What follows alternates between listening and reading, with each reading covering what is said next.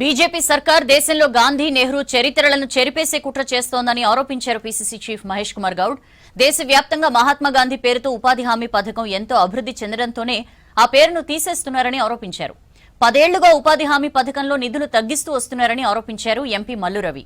ఇప్పటికిప్పుడు అత్యవసరంగా ఉపాధి హామీ పథకం పేరు మార్చాల్సిన అవసరం ఏంటని ప్రశ్నించారు.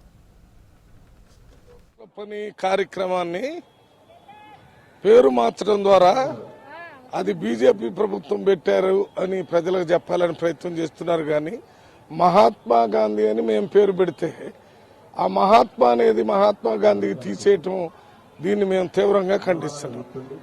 ఎప్పుడో స్వతంత్రం రాకముందు నుంచి వచ్చిన తర్వాత గాంధీ గారికి మహాత్ములాగా ప్రజలందరూ పూజిస్తున్నారు. అటువంటి పేరు తీసేయటం ఎంతవరకు సబబో ఒకసారి బీజేపీ వాళ్ళు ఆలోచించుకుని ఈ బిల్లుని వెనక్కి తీసుకోవాలని కోరుతున్నాం. కేంద్ర ప్రభుత్వం యూపీఏ ప్రభుత్వం తీసుకొచ్చినటువంటి విప్లవాత్మకమైనటువంటి చరిత్రాత్మకమైనటువంటి స్కీమ్లు ఇవి.